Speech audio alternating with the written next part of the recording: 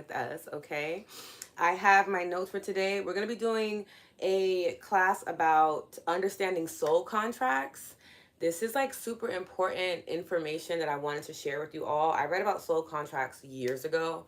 And as I was getting ready this morning, I was just talking to Spirit and I was just like, oh, I'll just do like a regular check in to see how everybody's doing. We'll do a quick EFT, call it a day.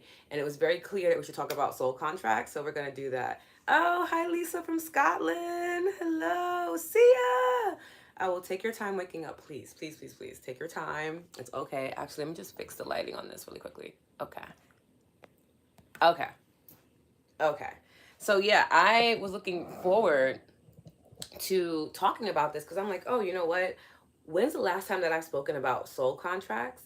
And I don't know if we've ever talked about them in this format, in this class. So I figured this would be a good time for us to explore what it looks and feels like, and then for us to do some EFT around it. Okay, so that's what we'll be doing today. Here we go, camera's focused. So I'm really excited. Please let me know how your week has been so far. We're officially in Scorpio season. I have my cute little like skull pillow with me. I'm very excited. Very, very excited about Scorpio season. I know a lot of us are just like, whoa, the energy already feels very spooky, feels super heavy, feels deeply emotional. But that comes with Scorpio season. If you guys want to know more about Scorpio season, I have a blog in the Patreon group that you guys can check out. And then I also spoke about Scorpio season in depth in the last Lotus Hour. And that will be made public today because I thought that I did it. But yesterday was a complete blur to me. I was in and out of realms. It was an interesting experience. Oh, it was raining so hard, really? I really enjoy rain so much to the point like when people tell me it's raining where they're at, I'm just like, oh man, I thoroughly enjoy rain. I'm appreciating the warm weather that we have though. Like it's going to be like almost 80 degrees in Philadelphia today, which is a clear sign of global warming. Um, but we're just taking it one day at a time. Usually around my birthday it is fairly warm though. It's been like that since I was a kid. Or like the date of my birthday would be extremely warm. It'd be like in the 70s. And it's been like that since I was a child. So I'm used to it being warm on my birthday. Um, I'm not used to it being this warm. Like at all. But yes, okay. So we're talking about soul contracts today. I have my matcha latte with me, and I have not had matcha in such a long time, and I have gotten this pull back into drinking matcha. So this is a pumpkin spice matcha latte with cinnamon and collagen powder in it and a little bit of honey. So I will be sipping on this. I also have my big jug of Self Love Club water. So please, if you guys do not have any water, please go get some water because we will be topping at the end of this and I want to make sure that we're good. I'm also going to be ending it a little earlier. So it'll be ending around like 10 instead of our usual hour and 30 minutes because I have an amazing girl date that I'm excited to go on with my girlfriend who's a hypnotherapist. So we always get to talk about like hypnotherapy and it's like one of my favorite things. She's a Taurus and I love Venetian people. So I mean, Venusian, not Venetian. Okay. Good morning. Ah, thank you. Grand Rising Jack. Quiet week so far. Today's mom's B-Day. Ah, happy birthday, mom. We're celebrating today and Saturday. Oh my goodness. You know what's so funny? Scorpios are notorious, like Leos, for celebrating the entire season long and sometimes even into Sag season. I'm drinking an iced matcha latte. It has pumpkin spice creamer in it. But yeah, we're notorious for celebrating the entire season, so I'm looking forward to it. Like, yes, my birthday's on Monday, but my birthday's every day of Scorpio season. I think it's a fixed sign thing. I don't know if Aquariuses do that, but I know Leos do it. And I don't think Taurus do it either. I don't know, maybe it's a Leo and Scorpio thing. I don't know. My birthday's on Monday. It's the 28th. I'm so excited. I don't have anything like really planned for Monday. I'm just kind of going with spirit on that part. But I know that like family and friends have things that are planned throughout the month and throughout the season for me. So I'm looking forward to doing it. And then my sister's birthday is coming up. My therapist's birthday is coming up. One of my best friend's birthday is coming up. My niece's birthday is coming up. My other girlfriend's birthday is coming up. So like truly, truly, it's just so many people. No, no milk. I don't drink milk. It's almond milk. Okay? Okay. Yes, I'm so excited. We literally talk about hypnotherapy. We talk about the planets. It's always a good conversation. Taurus energy is always sweet to me because it is our sister sign as Scorpios. So they handle energy the complete opposite way that we do. So it's always refreshing to just kind of lean in with her and just see how she's handling the waves, and just gives me more insight on what I should do. And I feel like it does the same thing for her. I have to ask her and see for clarity, but I feel like it does. So I'm looking forward to all of this. Oh my goodness. Yes, your internship starts on Monday. It's going to be wonderful. The 28th is a very blessed day. It also is the day that the veil drops from our world and the spiritual world. So, dreams will probably be super vivid then. I've been having very vivid dreams and daydreams since like Scorpio season has started. And I don't think it's going to let up until Sag season. So I'm like mentally preparing for it because it is very tiring to not be right here all the time. So we'll see. But yes, okay. So today we're talking about understanding soul contracts. I'm going to break it down for you. Please feel free to ask any questions, leave any insights in the comments, and then obviously I will read through the comments. And then we'll be doing EFT at the end. Okay? I'm so excited. Okay. So first up, I want to talk about the understanding of what a soul contract is, and that they are agreements we make before we even enter this lifetime. Okay? These contracts guide us toward the lessons we need for our soul's evolution. So these are things that we all agree to, tends to be subconsciously, but once you are made aware that soul contracts exist, you start to see what contracts you have already agreed to. And we're going to talk about why do we have soul contracts, how do we attract soul contracts, the benefits and the consequences, what happens when we get contracted to poor energy, because that is definitely a thing and it's not a great thing. Okay. And then we will talk about navigating those misaligned contracts, and then we'll do EFT. Okay. Okay. Here we go. So, why do we have soul contracts? Our soul contracts serve as vehicles for learning, whether it's through love challenges or our own personal growth. They're here to teach us specific lessons that we agreed to before we incarnated. Things like compassion, forgiveness, self love, self worth. Each contract serves a purpose for us, okay? So we have many soul contracts, not just one. There are a few that we enter into and that we can null and void, or we can continue on learning from. And it's really important that we understand that these lessons help us to evolve and have a deeper connection with ourselves and our source and with each other, okay? Yes. Okay. So, our energy is magnetic, which we all know. I always say our energy is electric and it's magnetic, okay? And it's always pulling in experiences and people that align to our soul contracts, okay? When we're vibrating at a certain frequency, we attract relationships that match our frequency, okay? So, again, remember, we've always talked about not necessarily meeting people where they're at, but maintaining your own frequency. This is why we do things like EFT. This is why we do things like meditation or breath work or yoga, or, just eating well, feeding the body what it needs. So that way our energy Taurus is not going it's not going out, it's coming in. When it's going out, we tend to be heavily influenced and start to attract things that we may or may not truly want. But when the energy is coming in, it's filtering through our energy system and we're deciding on if it's aligned or not. And the more we get into that frequency and into that alignment, the easier that things come into us, the easier that we attract the things that we want, the resources that we need, the experiences, the people, places, all of that starts to come in. You always want it to come in. You never want to have to go out and get it. This is why I'm very big on not chasing dreams. I don't chase buses. I don't chase partners. I don't chase anything. I'm very aware that if I have to run after something, it does not want me, and I don't operate in that space of not being desired. So instead, what I do is I take time to slow down, take care of myself, and then I pull in what is for me. And I know that when something comes into my orbit now, that it had to go through my energy system, my energy fields, and have to be filtered through to even make me aware of it. And then I understand that it's either a blessing or it's a lesson, right? And that helps me to better navigate and trust myself, trust my decision making, trust who I call in my partnerships. The reason why we tend to not trust ourselves is because we're not doing the groundwork to make sure that what we are attracting is what we need. We tend to just let whatever attach to us. And then we're like, oh, well, why do I keep attracting this bad thing? And it's probably some type of misalignment in your energy field that's subconscious. It doesn't mean that you're calling in negative things all the time. You're a bad person. I'm never saying that. I know that can get very misconstrued in energy work, where people feel like they're being blamed for the way that their lives are, especially if they've had some type of trauma or just undesirable experiences or attention. And that's not what that means.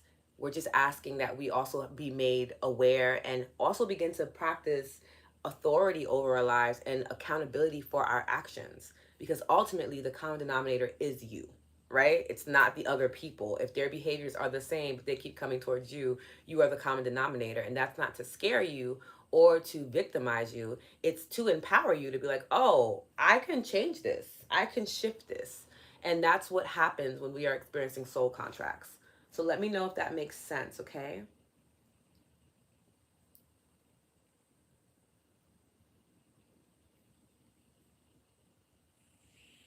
Yes, yes, vibrate higher daily. I don't necessarily know if I'm into like vibrating higher. I do feel like there tends to be a level of like, I'm always thinking about the level of perfectionism and idealism that lives within the wellness world. I much rather just like match a certain frequency, like, you know, be it the frequency of bliss, the frequency of love, the frequency of good health, as opposed to it being like higher, because like sometimes you do need to match a frequency of grief or sadness, and that is a heavier emotion, but it does create a lot of transformation. Grief is a portal. So I'm always like a little choosy about like the word like higher or like balance. These things tend to perpetuate, for me, things that are like unrealistic expectations. I'm not always going to be able to vibrate higher. Sometimes I am going to be vibrating lower because there's a lesson there for me to learn. And I want to honor and give that space as well. Okay. Yes, attract instead of chase. Yeah. I never understood the concept when they're like, go chase your dreams. And I'm like, but aren't they your dreams? Like, don't they? Hi, Silverback. I'm like, don't they like come from you? So, like, why would I go and chase it? Like, the dreams are here. The dreams are here. Where am I going? Why am I chasing them? And people can never really answer that question for me. Hence why I also got into energy work, because there were a lot of questions I was asking about a lot of things that we have decided in society are just true statements. And I had to learn for myself what made sense for me, and that didn't make sense to me. And once I understood how energy worked, I'm like, that's why it doesn't make sense to me, because it's not a thing that, that's just how you invite unnecessary struggle into your life, unnecessary strife by going to chase things down. Um, it's like a cat chasing a mouse. Even if it does get it, it ends up being dead. You know, like when you're thinking about people who hunt, the end goal is not to keep that thing alive. So I'm just, I never understood the concept. But yes. Hello, hello, hello. Hi, Karen. Yes, it is. Yes, hustle culture, hustle and grind. I definitely was a part of that when I was younger. I was very much team no sleep. All of those good things at that time. I do feel like it's an initiation process. The more that I look at it, I used to feel like there was a way to just remove the hustle and grind culture, but I think it's an initiation process. I think that everyone has to have an experience where they run their body in that programming, and then they can come to realize that it doesn't benefit them. um it's almost like understanding that there's no rainbows without rain. I do think that hustle and grind culture is the rain. You know, it's the part of life that's like kind of crazy, and then you sit back and you realize that like that's not for you, and then you switch to harmony and grace mode, and then you're able to like really flow. So I've learned to give it a bit more grace when I look at it. Less, it's not like it's an evil thing. It's just something that I'm like, oh, I'm fully aware that I don't want to operate in that mode anymore. The hustle and grind mode is exhausting for me, and I do think it's very disempowering, and very dangerous for all people, but especially, you know, black and brown bodies, especially black and brown women. I think it is a way that society has created to keep us from being our fullest self, to keep us uncomfortable with softness, to keep us uncomfortable with compassion, with slowing down, with witnessing the beauty, and maybe even, you know, the terror that lives in our day to day, because we're moving so fast. it's hard for us to pay attention to everything that's going around us, and it does keep us asleep. I do think if you are hustling and grinding, you're not fully awake. I don't know how you could be. All your energy is going towards movement. You're not seeing what's around you, you know? Thank you, Caroline. But yes, okay. So, just going over my notes. So, we talked about how we can attract it. Let's talk about the benefits of soul contracts. Soul contracts are gifts, even if they're tough, okay? They push us to evolve, to heal, and transform. When we fulfill a soul contract, we often feel lighter, more aligned, and more empowered. Sometimes these contracts even help us to heal karmic patterns or unresolved wounds from past lives, which is very, very cool. There's a beauty in knowing that these connections, whether a partner, friend, or even a challenging situation, all are a part of our spiritual evolution. This kind of comes with that understanding of like not wanting everything to be rainbows and sunshine, and like allowing there to be those times where things do feel a little gritty, feel a little uncomfortable, because that is where growth happens, right? Embracing that darkness that is naturally a part of life, because there's wisdom there for us. So even if you are being challenged or stretched, really leaning into that understanding of like, this doesn't last forever. Doesn't have to be a continuous thing, but this is what's happening right now. I'm going to respect it and see what it has for me, right? And we can start to look at the things that are happening in our lives, the people that are happening, that are coming into our lives, the environments that we're in, and looking for the gifts in them, kind of like reprogramming our vision to see how is this going to benefit me? And that can seem a little like selfish, I guess, but I want us to start moving in a self first mentality anyway. How are these things benefiting you? I feel like if we start asking that question first and foremost, as opposed to like, how should we benefit these things? You start to, for me, when I look at experiences of like, okay, how is this benefiting me? This relationship, this experience. Once I understand how it's benefiting me, it's almost an immediate response of how I benefit it. 9 times out of 10, you already know how you're going to give. You already know how you're going to show up. Um, that energy of like takers energy of like people just take, take, take, take, take. It's dwindling down because a lot of us tend to be givers. A lot of us. And then we tend to somehow seek out takers because we need that balance, that harmony in our lives. And I know it doesn't feel very harmonic because you're like, they're taking from me, but it's because you have so much to give. Like you're giving out so much. This is why we have that self-first mentality of like, first off, what do I want to give? What do I have the capacity and capability of giving? What am I willing to exchange? And what am I exchanging it for? This is where understanding the benefits comes in. Because if you don't know what you're exchanging it for, then you don't really know what to receive. And then you don't know what to give. And then people are going to be like, oh, they don't know any better. Like, Lotus doesn't know any better. I'm about to just take all that I can take from her because it's free energy. Like, thank you, thank you, thank you, right? Or no thank you because they're taking. But either way, you really want to lean into that understanding of like, how is this benefiting me? Because it's a soul contract. Pretty much any relationship dynamic you get into that you agree to have a relationship towards, that is a soul contract. There's either a lesson or a blessing there. And the sooner you can identify which one it is, the easier it will be for you. Sometimes you do it in hindsight, but I do believe that with more practice and more experience, more life experience, we'll be able to have foresight to be like, okay, this is looking like a lesson. Good.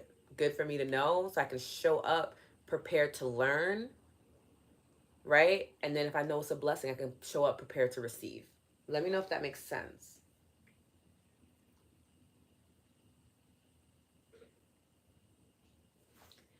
Sending so much love, Alanya.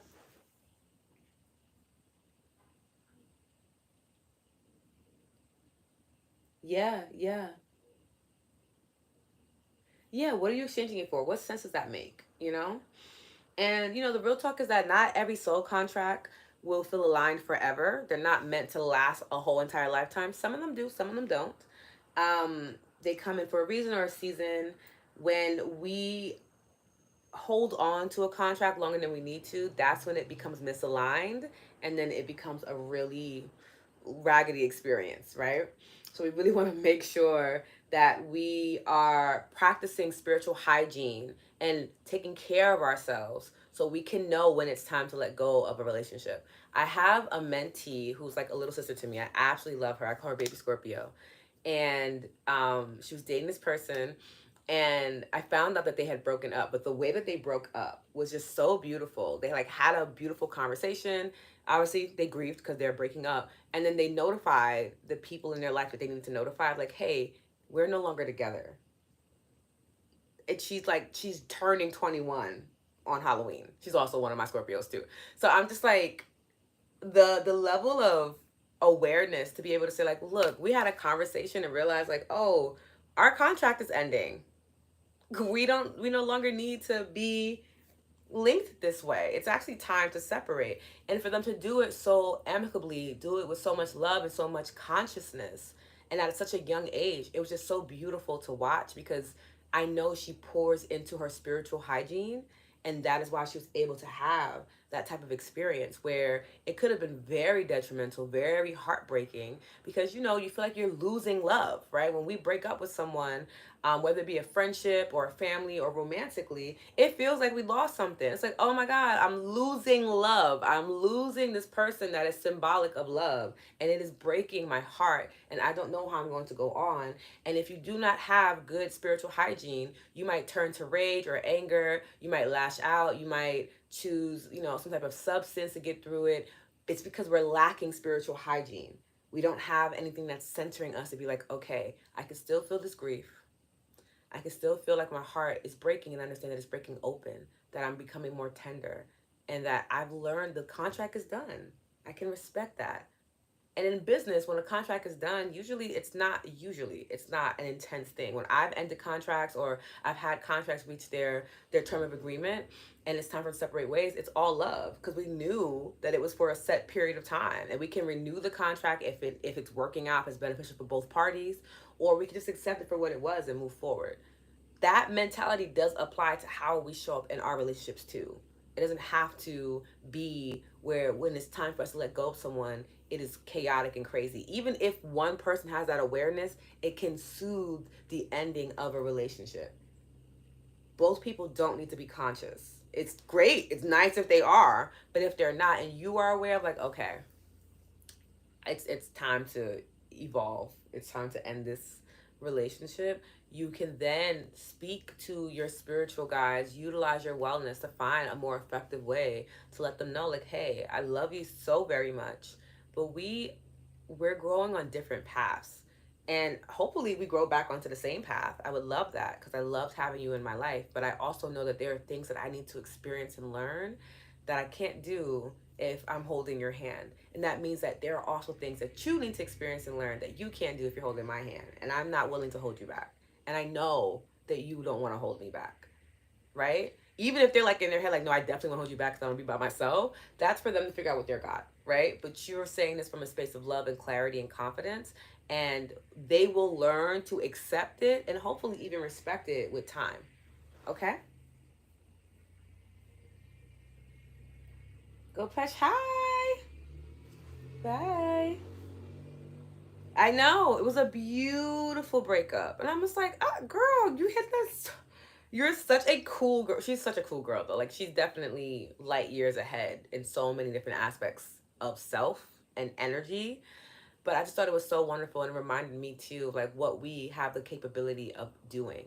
I think a lot of times we get caught up in what media tells us we're supposed to be experiencing. They're supposed to have the tub of ice cream, in the sweats, looking out the window, crying. Every time we see a couple, we're just like, oh, I wish it was me.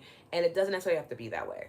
It really doesn't. And as for someone who had to have a very intense breakup because the other person was unconscious and was refusing to acknowledge or accept responsibility for their actions, I still enjoyed myself, even though they were losing their minds. Once I understood what was happening, I was like, oh, okay, cool. Let me realign. Let me take better care of myself. And I didn't have that unnecessary grieving cycle. I wasn't sliding on the wall crying because, I was like, oh, 10 years of my life. I'm like, okay, cool. Like, we're good. Like, I'm good. Hopefully you'll get better, but I'm good. And sometimes that's more than enough too to end a contract if it's time for that contract to end. Okay? A question I recently started asking to develop foresight is, what would love do in a situation? OMG, I love that so much. I like to ask myself, am I moving in love? Am I moving with love? right? Because sometimes our emotion, it has nothing to do with love at all. We're just moving to move for the sake of saying that we did it. And once I ask myself, like, am I moving with love on this? I either find that I am, and then I'm okay with whatever decision I have to make, or I find that I wasn't, and then I readjust. And I'm just like, okay, so I'm not moving with love right now. And not even ask myself, what am I moving with? Sometimes that's not as important. It's just like, okay, I'm not moving with love and I want to move with love. That is the intention, that is the goal, because ultimately that's what allows me to feel better. How do I do this? How do I show up and move with love? So I love this question, Rohana. Thank you for sharing it with us. Yeah, I definitely want to hold you back. No, some people do. Some people definitely like, I don't want to do this without you. And I don't care if it's hurting you. I don't care if it's tearing you down. If you leave me, I will create hell and fury. I will create a wrath so intense that will make you regret ever wanting to leave me. That is a real feeling that people have when they feel like they're being abandoned, because that's ultimately what it feels like you're being abandoned by somebody that you love, and you're not realizing that they're not abandoning you. They're actually looking out for you in your best interest, because they understand that they no longer can give you what you need. I don't have it anymore. Whatever the amount of energy or skill set or talent, whatever you needed from me, we have used it all up.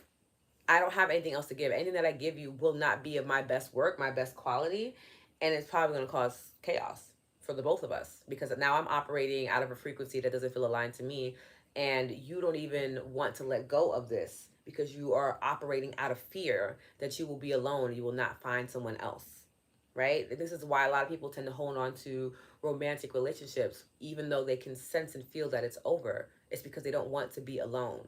And if you have an issue with being alone, it usually means that you have some poor spiritual hygiene. I know people don't like hearing that, and it feels like, no, that's not the case at all. But I wanted to kind of like sit and be honest and have a real conversation. People who are doing the healing journey, who are learning to care for themselves, who are learning to embrace even their most cringiest parts, who are looking at their past mistakes, looking at the things that they've done that they may not be proud of, and learning to forgive, learning to give themselves grace, do not have a hard time being alone with themselves at all. If anything, they look forward to that opportunity to spend time with themselves, to learn more about who they are, who they're becoming. People who are fearful of themselves, who have not learned a capacity to like or love themselves, they will not want to be by themselves because it feels like a punishment, and it feels like something they don't want to experience, and they will latch on. They will hold on to dear life because they feel like without you, they're going to fall into the abyss. So it's a very terrifying experience, and it feels very real for them. But what they don't realize is that if they were to let go, they would realize that there's this energy, whether it be source, God, whoever you call on to, that wants to catch them, that wants to nurture them, that wants to invite them on this path of feeling better about who they are, so they can really enjoy their lives, and not only enjoy their lives through the lens of someone else. Okay? Okay. It took me a lot of decades to end a relationship like that. Yeah, same.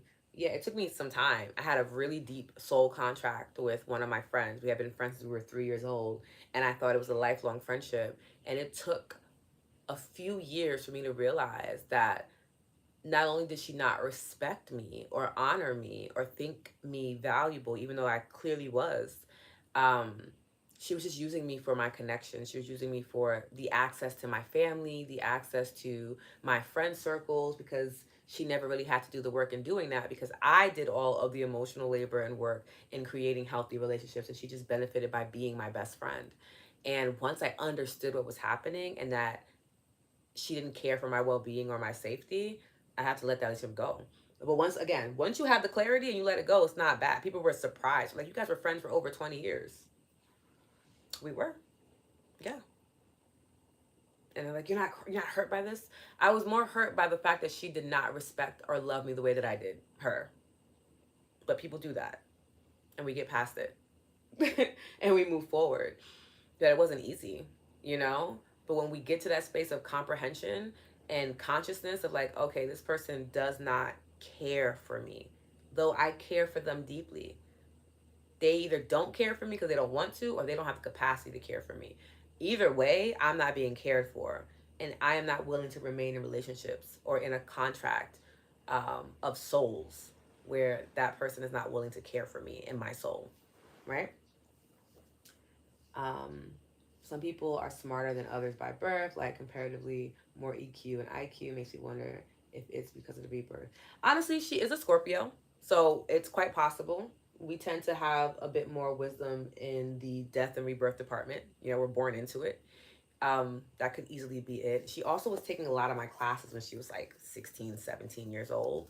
So that also could contribute to um, her level of emotional intelligence as well, because she was in classes with people that were like in their late 20s, early 30s, 40s, 50s, holding conversations about spirit, um, learning about esoteric things, really leaning into the mystery school area of life.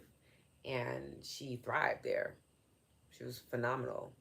I really cannot wait to see what that woman does and how she gives to this world. We're very lucky to have her in this lifetime. Um, Jack, major unconscious. I'm right there with you. Yes, I was major unconscious 21. I was decently conscious at 21, but I didn't care. I was very like in my wild, like we gotta go hustle grind area raw. Like I was aware that there was another way, but I was just kind of like, I don't know if I want to do that way. I feel like the hustle and grind way is for me. I didn't really want to embrace my feminine divine energy at that time. I was really comfortable in my masculine energy and like my toxic masculine energy. I loved it. I was like thriving in it. And I was like, you know. But then of course, you know, when you reject a very clear invitation from Source was like, okay, yeah, you had me messed up, sweetie. This was like a mandatory invitation, and you thought you could decline it.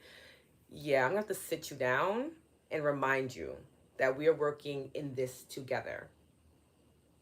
And that is exactly what happened. Yes, feels like a reenactment of early childhood abandonment sometimes. It is. It is. There is a statement. Oh my goodness. And I hope I'm saying it correctly, stating it correctly. People can only see you at the level in which they've healed. So if someone hasn't done the type of journeying that they needed to do with their spirit, they're just not going to be able to comprehend you. But that's also like not your business. We tend to think it's still our business because we love and care for them, and it's really not. You know, you have to then have a trust in source and universe, and also in that person, that they will attract who they need. They will get the support that they need. A lot of times we think that they're not going to get that support. We think that because we've been their main source of support for all that time, that they're going to dwindle and die. And you know, in the spirit of Scorpio season, they really might. They might need to have a spiritual death. They might need to have an energetic death, an egoic death. And you're stopping them from having that experience because you don't want that to happen to them. When we don't know, we don't all, like, I know what's going on in my soul contract. I don't know what's going on in their soul contract. It's also not my business. My business is to show up and to do whatever it is that I agree to do for me and my soul in this lifetime.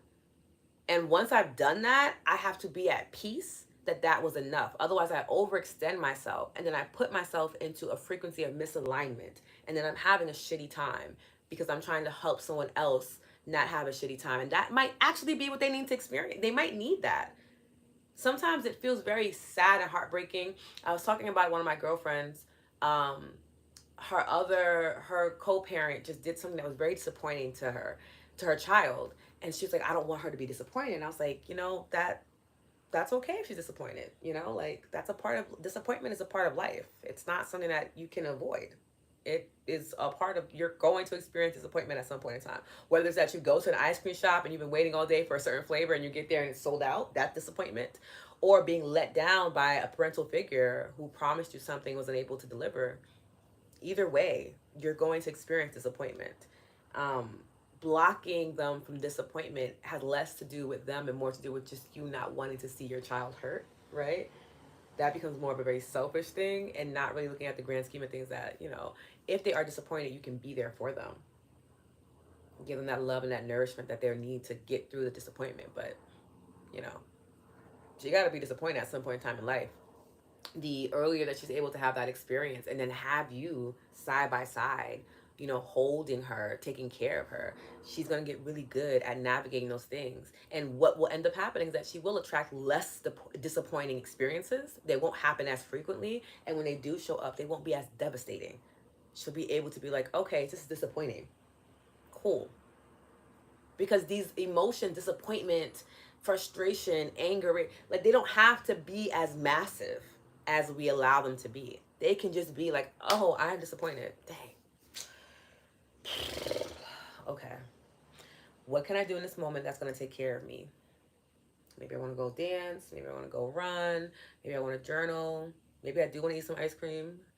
Maybe I just want to like go and talk to a friend. You start to use your spiritual hygiene, and you start to use that understanding of like, things happen, and that's okay. Heartbreak happens, and that's okay. Losing a loved one happens, and that's okay. It's literally a part of life. Life is literally birth, death, rebirth all of the time.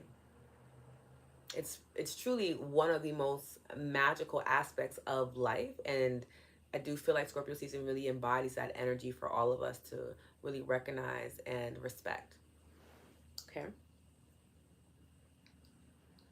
Hi, Rachel. Oh, thank you so much. Many of my deep friendships are with people years older than me. I've always been an old soul. Yeah, yeah. I feel like I had a phase where that was. I think now the ages are leveling out. People tend to be like a few years younger than me or a few years older. But I do have some friends that are older. I have a really nice, diverse group, if you will. But being an old soul, yeah. Maybe one day we'll talk about new souls and old souls, because that's also a very interesting conversation. Um, yes. A little so you don't get a more severe case later. Yeah, exactly. Almost like a bit of a vaccine. Just like Jack was talking about. Like, it's just like, okay, cool, I understand. I do think it's important. I think if we shield our children from too much, when they get hit with it for the first time, it could really knock them off their path and be super traumatic.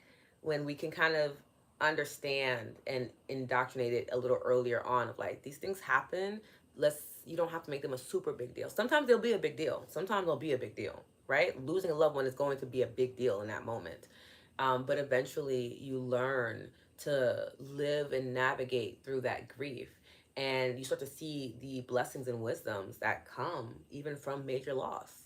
Okay. Okay, let's talk about some consequences of misaligned soul contract, because it can definitely be a thing. You could definitely end up in a contract with somebody you need to be in a contract with.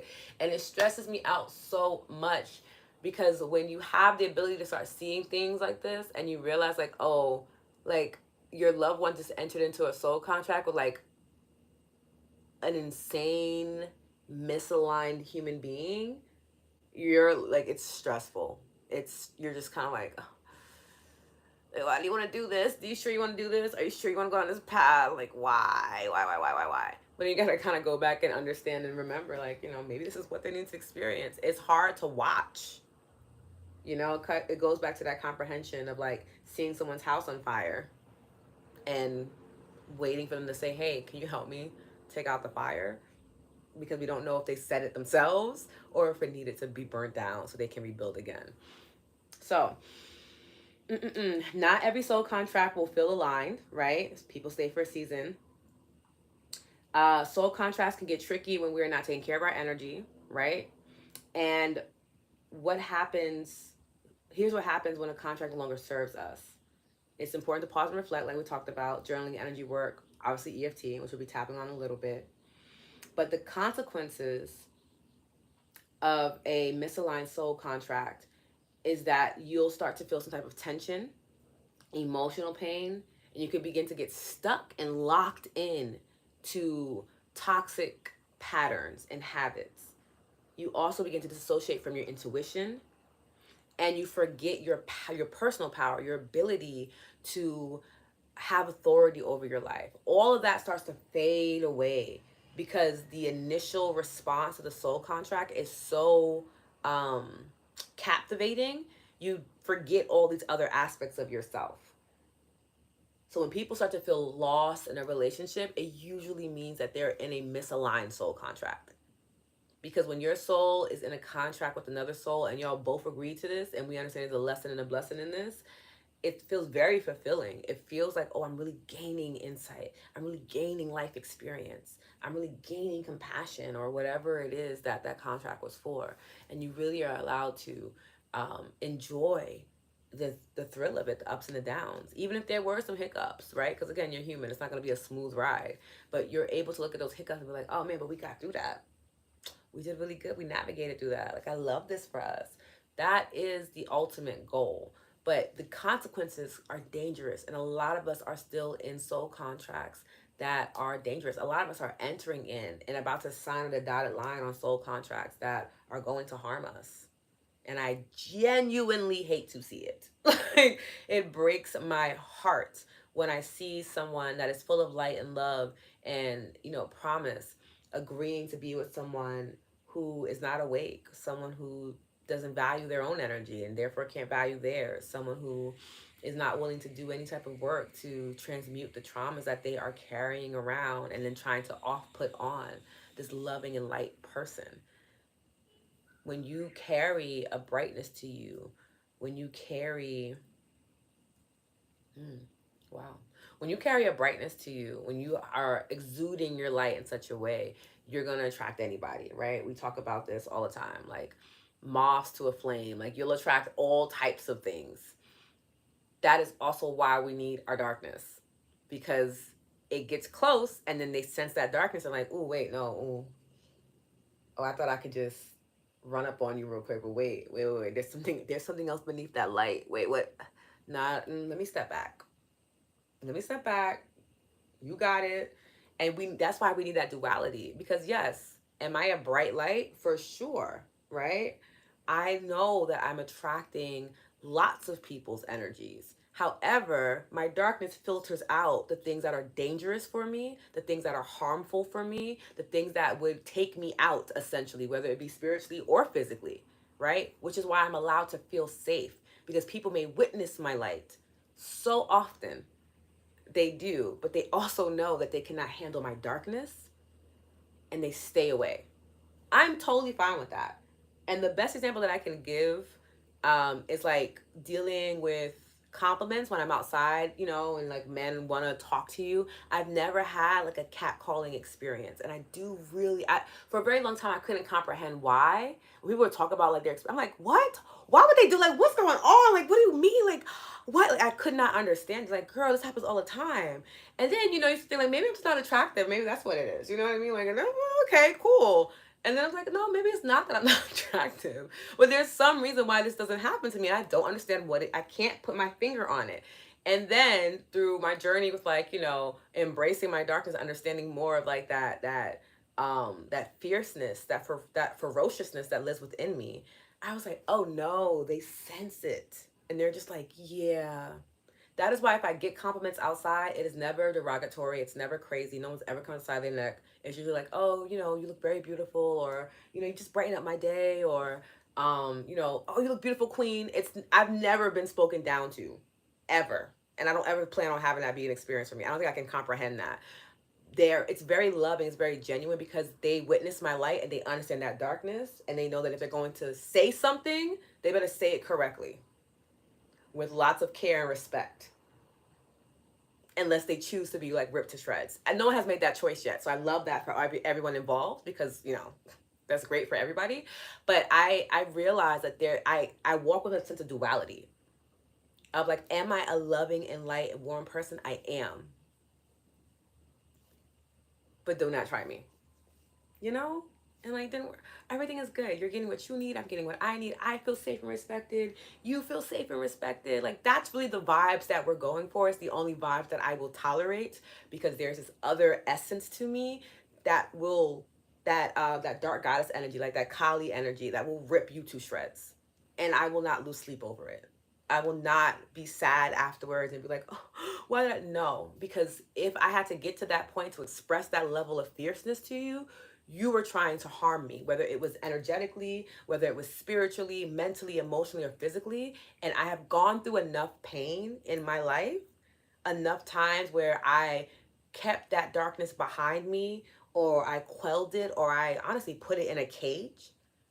And just like, no, no, no, no, you have to be a light person. You have to be all about light. You have to all be about love. Even if they're like, smacking you in the face, even if they are disrespecting you, like you move in light only because you're a light worker. And I allowed people to be so disrespectful, so dangerous to my well-being that it caused me to have a nervous breakdown. It literally caused me to lose sense of my own reality. And after having that experience, my darkness was like, yeah, no, we're not going through this again. We're not doing this ever again. You will never go through this again. We will learn how to balance it out so that you're not too dark, it's not too ferocious, it's not unnecessary, you're not lashing out randomly, but I will never let you go through this again. Never. Like, you're never going through this again. And what I now live with are those memories of those times where I was completely disrespected and in dangerous situations, and how I had an opportunity to express that darkness and defend myself, and I chose not to because I was trying to be nice, or I was trying to be politically correct, or I was trying to respect an older person that was not an elder, that just was a very mean or bitter, jaded human being. And I was trying to use my light in a way that they didn't respect my light. Sometimes people don't respect your light, but they respect your darkness. I like when people respect my light. I feel like you should. But if you don't, I know you will respect my darkness. That is why I have both. That's why we all have both.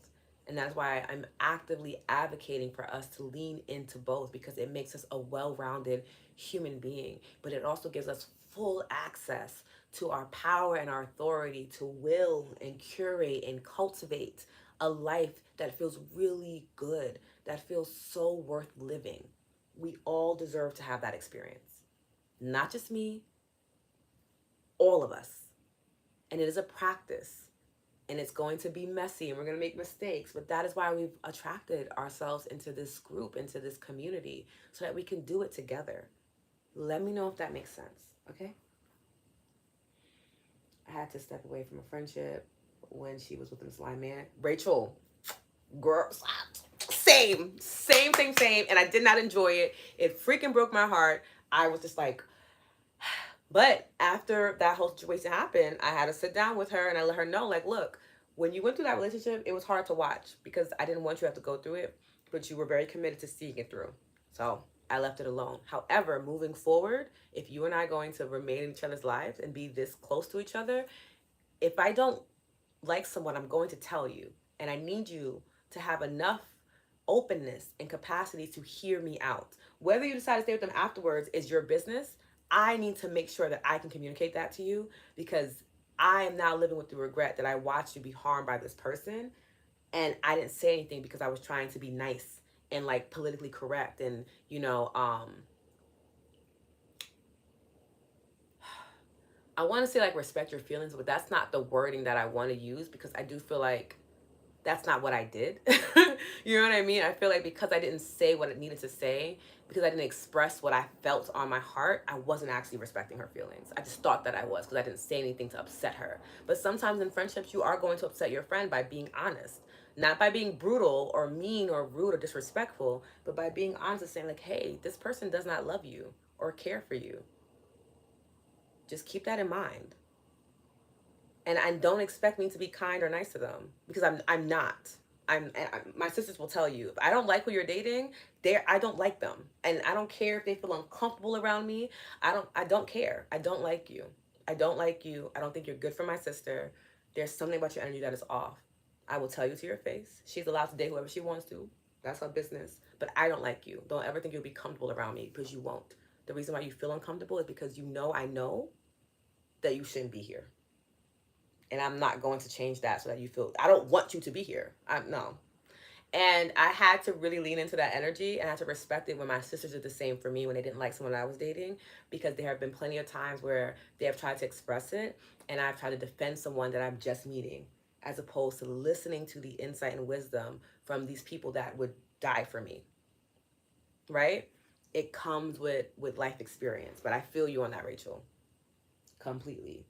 This is facts. Folks sometimes don't have an issue with you. Something in their spirit conflicts with something in yours, and they aren't aware. Exactly.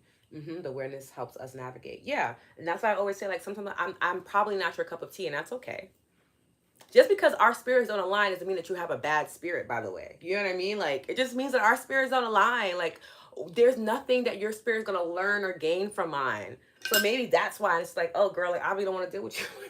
There's nothing to deal with. And that's also okay. It doesn't necessarily mean that that person is like, a horrible, vengeful human being. It just means that like our souls do not align. I don't have to go any deeper than that. I don't have to put any more labels on it than saying like our souls do not match. That's it. Chill, like leave it alone. Sometimes people are like, well, if my soul doesn't match yours because you're soulless or you're dark and it's like, or our souls just don't match. Like a shoe can still be a shoe and it can be a heel and a sneaker and they don't match. It doesn't mean it's not a shoe anymore. It doesn't mean it can't be on your foot. It just means that like it's not on my foot. Then like, relax. And sometimes we don't understand that. We think that it's always like good or evil, good or evil. And it's like sometimes it's just an experience and we don't have to add a label to it. We can just be like, okay, I don't want this experience. And I would love for us to start exercising that ability a bit more. Okay. Hi, Heidi. Could you talk more about holding that darkness inside, please? Yeah, I think I spoke about it in a previous live, Heidi. Oh my goodness. It's me wanting to act Jack. I'm like, Jack, do you remember when we talked about this? I'm trying to think. So essentially for that experience, and I'm going to do it for a little bit because I do want to make sure that we get to our EFT and we'll be doing that next. But we can always just have like another conversation on darkness. I will be putting more information out about like dark feminine energy, what that looks and feels like, how we can utilize it. So please be on the lookout for that in general. But when I held that darkness inside, I can talk about it through experiences. I spoke about an experience a few lives ago where my ex-partner that I was with for 10 years, his mother was very emotionally and verbally abusive towards me. And I was always being told by my partner, like, that's just who she is. Just like, she's very protective about me. But I would notice that she was never like that with anybody else. It was specifically towards me.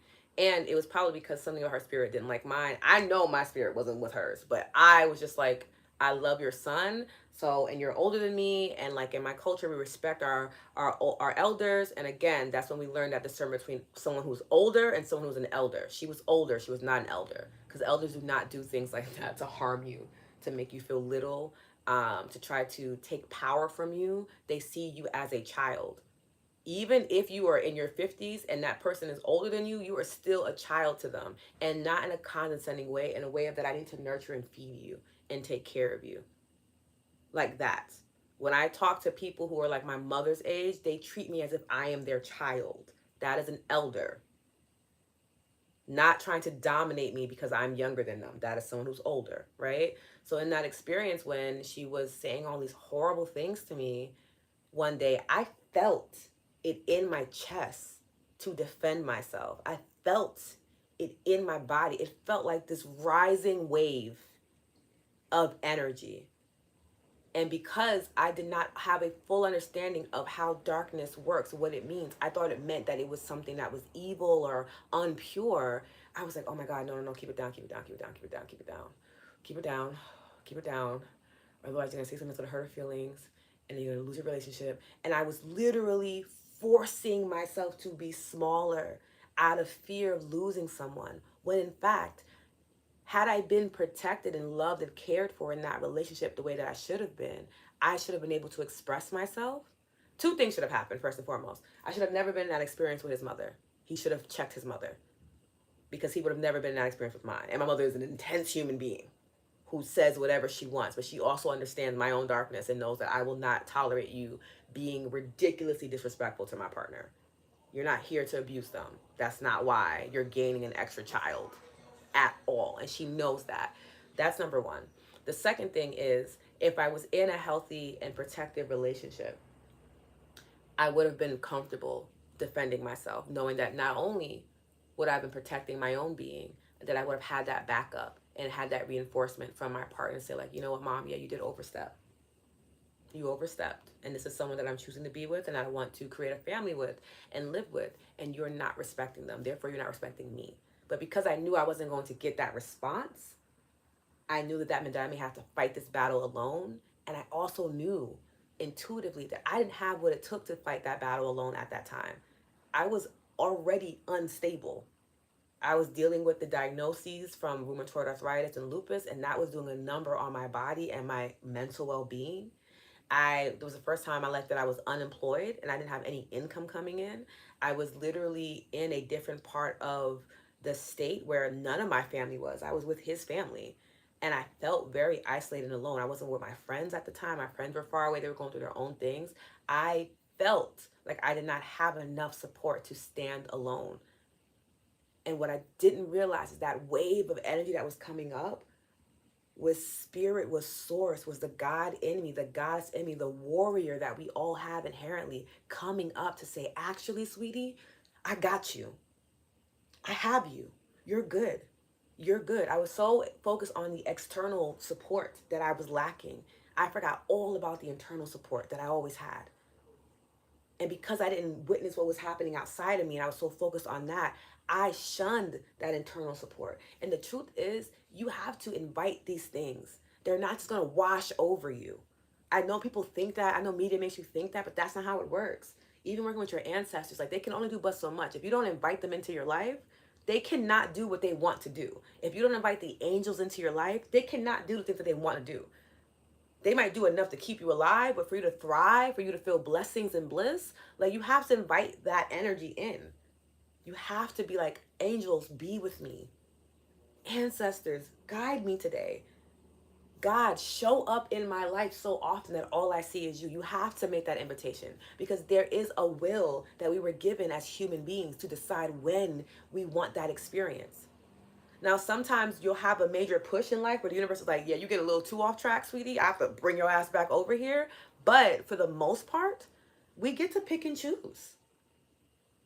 I chose to push it down and I made it a habit that by the time it became necessary for me to exert that, my doctor was so used to me telling it no. Just like, oh, I didn't really know you really needed me because you never need me. Like, wait, what's going on? And I had a nervous breakdown. And I completely lashed out. I was so angry. It was just like wild raw energy because my body could no longer take it. It had dealt with enough abuse, enough hits, and eventually I broke down to the point where all that was left was the anger and the rage.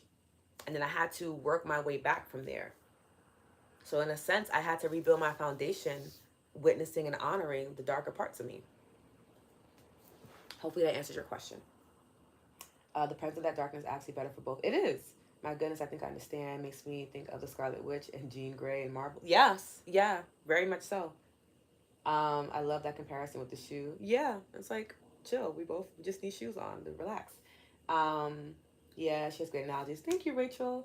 Lives have been so intense and thick recently. It's a Scorpio energy, Jack. You already know. I promise you, Sagittarius season will be so much more lighter. Older, not elder. True, something I have to learn as an adult. That scenario with the partner and his mother resonates so much. Yeah, same. I don't. Every time I remember that experience, that specific experience, I remember it, and I'm just like, it's probably one of those things that makes me cringe. If I'm being honest, I don't have a lot of cringy parts about my life, but I cringe at that I allowed myself to endure that for someone that wasn't brave enough to protect me. Everything about that disgusts me, if I'm being honest. Um, you were down and she was beating you down while you were at your lowest. Yes, because that is how she was getting her power. That's what made her feel powerful because probably her control drama was being an intimidator. And that's what she was used to doing.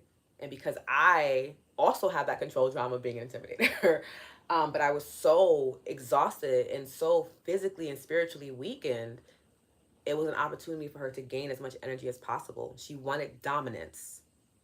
She didn't want to lose her son. So dominance was the way to kind of keep him there and to keep me out the way. But ultimately, we all learned our lessons, you know, and everything balanced itself out as it needed to. And I had to express to not only him and not only to her son and to herself, like, don't let that one time fool you. I am now a fully embodied human being. And if you ever speak to me like that, ever again, if you even showcase your energy in a way where I feel like you are trying to harm me, I will burn this all down. Please. And I will not care, because it is something that you need to experience, because you should not be able to go through life making children feel like this. I am not your equal. You are a mother to a man that is the same age as me, who's older than me. There should be no reason why you thought it was appropriate to talk to me like this. You shouldn't talk to anybody that's your peer this way either. And that actually came from my mother. When she finally understood what was happening, she was livid. She was like, if she has a problem with my child, she comes and speaks to me about it. She doesn't talk to my child. What are you doing? And I didn't even realize that. I'm like, no, I'm an adult, Mom. I'm like in my 20s. She was like, you were a child to that woman. Why would she ever do that to you? And I was just like, you know what, Mom? I don't know. That's actually, I never really looked at it like that. And she was like, yeah, let her know the next time she has something to say about who you are as a person or who she thinks you should be, she can talk to me about it, because I raised you. And then we can have a peer-to-peer conversation about it. She can talk to somebody that is at her level. And I bet you she won't have that same type of response. And I was just like, oh yeah, that makes sense. And I now have that understanding too when I'm dealing with somebody that is younger than me, of like, okay, I'm going to treat them with love and care and nourishment to the best of my ability. Because sometimes I might also not be your elder, even though I am technically an elder to certain people. It's just that flow of humanity in life.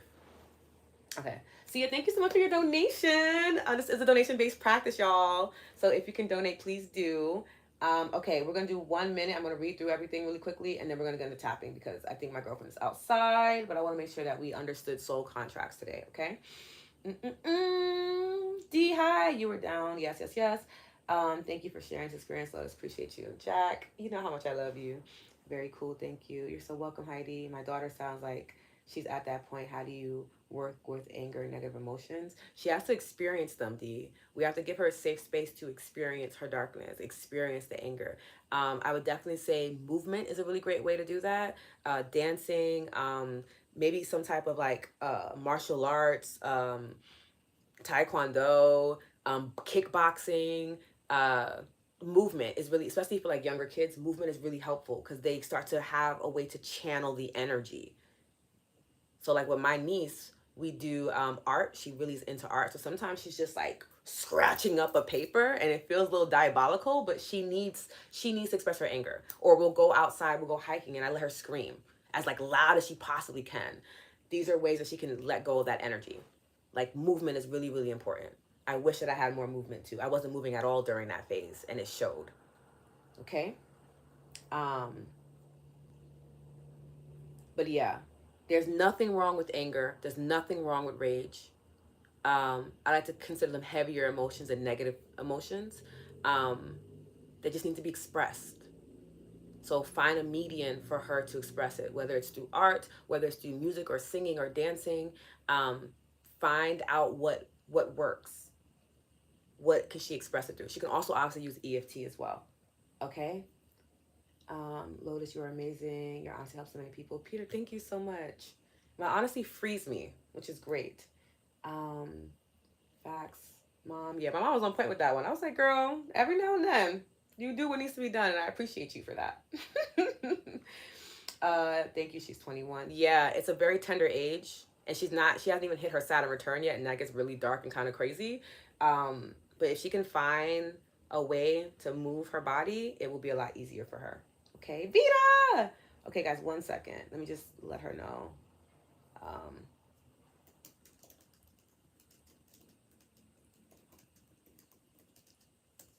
Okay.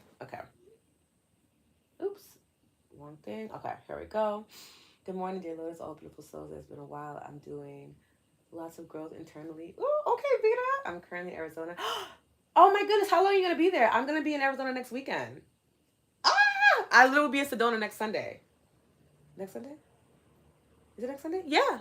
Not this upcoming Sunday, the Sunday afterwards. The new moon. I will be in Arizona. Oh my gosh.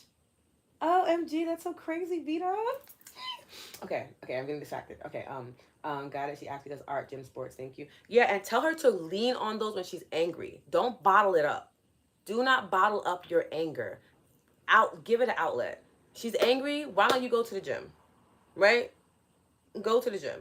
One of my girlfriends does weight training and she likes to get like the really big ball and like throw it on the ground. She's like, when I'm angry, when I'm pissed, especially if she is someone that like is experiencing her cycle, she probably feels a little darker around her luteal phase. It just tends to happen. It's like it just tends to be where we feel most of our heavier emotions because of the hormones. Check in and see. Have her start tracking her cycle first and foremost. I wish I had known to do that. All of my 20s didn't even have my cycle, which explains a lot. When you start to put pieces together, you're like, oh, I get it. But if she's experiencing her cycle, luteal phase is usually where we get hit the heaviest with our emotions. Our hormones just feel like they're out of whack. That might be the time to like do a heavy gym session, exhaust the body, and then take a bath, replenish it with magnesium, things like that. Direct message me if you can, D. Okay. Um, Saturn return is at the end of your 20s. Your first Saturn return. It can be between 26 and 31, depending on like where Saturn is in your chart. And it's a rough time. And usually people talk about the end of their 20s being pretty chaotic. It's because Saturn is coming. Saturn's a very intense planet of discipline. And if we're not respecting the discipline that is asking us to respect, it operates like an angry father. It's a planet that people are like deeply afraid of because it doesn't, there's no leniency. It's very much do what needs to be done or I make you do what needs to be done, but it will get done. It's that very strict, no BS parent that we've seen in movies or we've experienced personally. That is the planet of Saturn. But it is because what it instills in you allows you to have longevity. It allows you to thrive.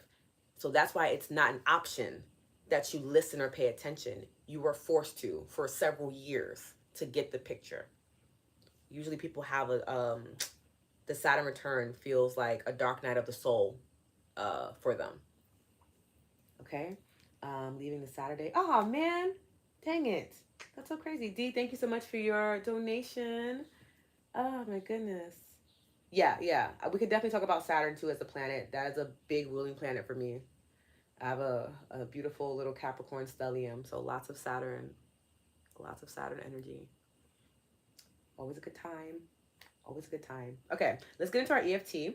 We're going to do one round for negative and one round for positive.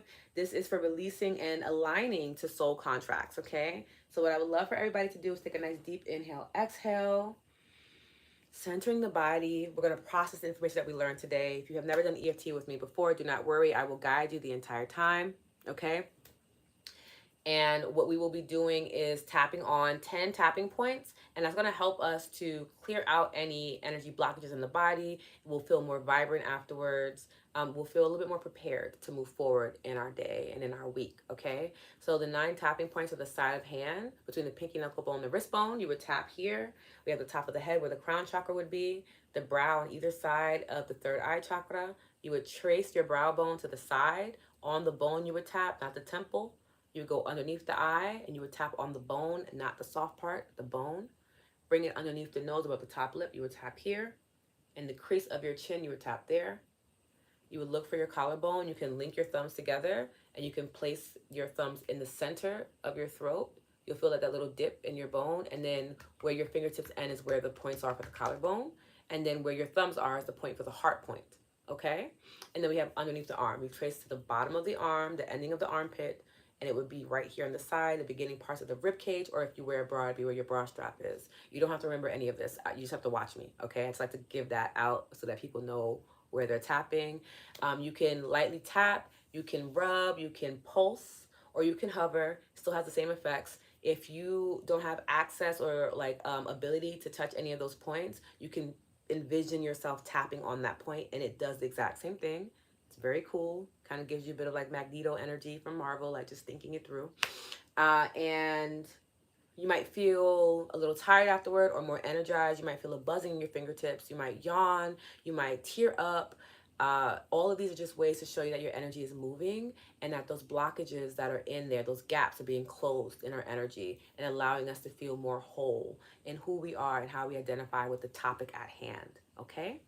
Normally we do a rating system, but because I'm a little crunched on time, what I'm going to have you guys do is drink some water right now with me in the beginning. Then we'll tap, tap, and drink water, okay? Okay, let's do it.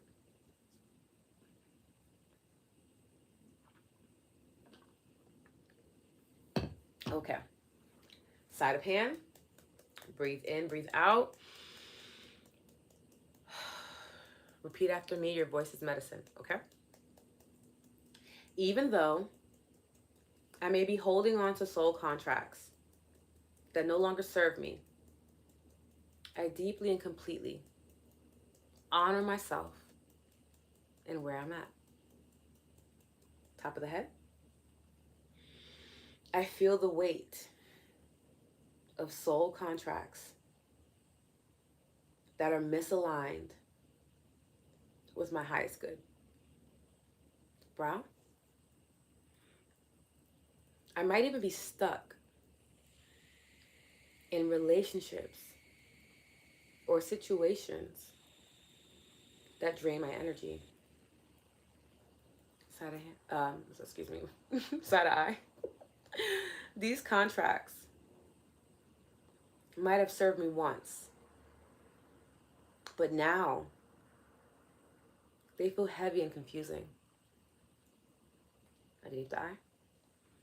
I sense this misalignment, but I've been holding on out of fear or obligation. Under the nose. I'm frustrated with the energy I've attracted. It just doesn't align with my true self. Chin. It feels like these contracts are keeping me from growing. Collarbone. I notice the resistance in my body, holding on to these contracts that no longer serve me. Heart. My heart feels burdened by these soul contracts, making it harder to move forward. Underarm. I don't know how to release these contracts or clear this misaligned energy. And it feels overwhelming. Drop your hands into your lap or by your side. Take a nice deep inhale, breathing in. Slow exhale, letting go. Softening the body, unclenching the jaw, dropping your tongue from over your mouth, softening your face, your scalp, your shoulders. Deep inhale, breathing in. Slow exhale, letting go. We're going to get into our second round, okay? It's the positive round. Start tapping on the side of hand. Repeat after me. Even though I've held on to these misaligned contracts, I choose to release them and call in relationships that uplift and align with my highest good. Top of head. I am now open to releasing soul contracts that no longer serve my growth. Brow. I trust that by releasing these contracts, I create space for new aligned connections. Side of eye. I am so worthy of soul contracts that reflect love, support, and mutual growth. Under the I release the fear and open myself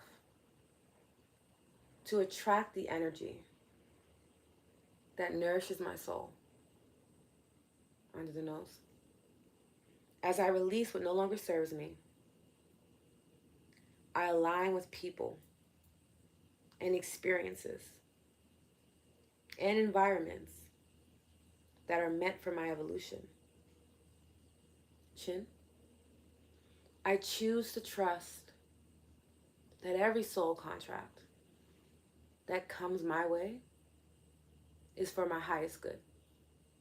Collarbone. My energy is clearing and I'm attracting aligned and supportive soul contracts. Heart. My heart is now open to connections that feel uplifting and aligned with my spiritual path. Under the arm. I trust the process, knowing that as I maintain my spiritual hygiene, I will attract the relationships and experiences that align with my best vibration, my sweetest vibration. Place your hands over your heart. Take a nice deep inhale, breathing in, bringing a smile to your face. On that exhale, letting go, knowing that you've just done some deep, healing, nourishing energy work. Hopefully you're feeling more aligned and vibrant in your energy, okay? Thank you guys so much for joining me for this soul contract session. I'm so excited that we were able to talk about this. And you guys will get an email from me later on this week. Remember that next week there is no Lotus Hour or midweek tap-in because that's my sabbatical week. I'll be off. It is my birthday week as well. But if you guys want to hang out with me for my birthday, I am hosting a get-together virtually online on the 26th, and that'll be the invites in there. It's absolutely free to come. You're more than welcome to donate if you want to donate to my little birthday fund, because I'm starting to get the licensing for EFT because I have my accreditation and certification, of course, y'all, we're good. But yes, we have all that. It'll be in the email, and I will see you guys the first week of November, which is so exciting to be entering a whole new month. I will be a year older, a year wiser. Just so exciting. And yes, I thank you all so much for spending your time with me. And I really hope this was helpful. If you find that this is helpful and you want to donate, you're more than welcome to donate through the live. You're more than welcome to donate through the other options that I have in the email. They're always at the top of the email. If you want to donate to any of those, you're more than welcome to. If you're unable to donate financially, that is completely okay. But check out a track. Leave a review, leave comments on the YouTube page. That would be so freaking helpful. Like the videos once you've watched them.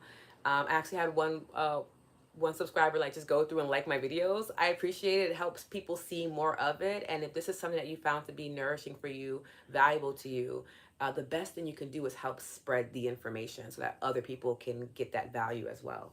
Okay?